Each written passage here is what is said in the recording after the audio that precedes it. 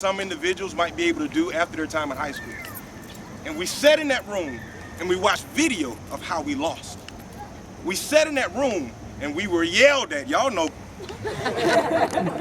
by our coaches, not because they were against us, but because they were for us.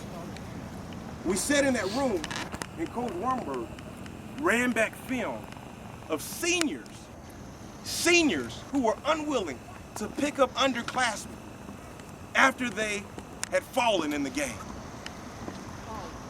He ran back film showing the lack of leadership that was happening from the captains on that team.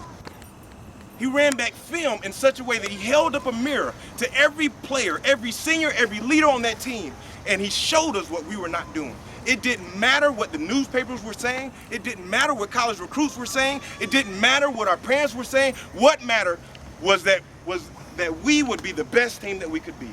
And Coach Romberg knew that we were not being the best team that we could be. On that day, he had us strip all of the stickers that were on our helmets.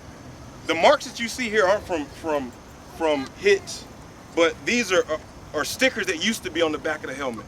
He made us strip every one of these stickers down because he knew that some of the players were starting to get big heads. He knew that some of the players were starting to think a little bit too much about themselves. And he said, you keep 2 stickers on there. One for you and one for the team. And you remember that there's no one on this team that's better than the team. And that time was pivotal, not just for the season, but it was pivotal for my life. Coach Romberg talks about that class of '97. He talks about going to the semifinals. He talks about going to the dome. And I'm glad that he mentions that before those things happened, what needed to happen was for so many of us to be humble and to remember what team is, and to remember what leadership is, and more importantly, to remember what it means to put on this helmet. It's an honor. It's a privilege. We step into a tradition every time we put this helmet on. There were players that wore this helmet that wanted to play in the game and never played, but they played to the best. They did the best they could cheering for their teammates.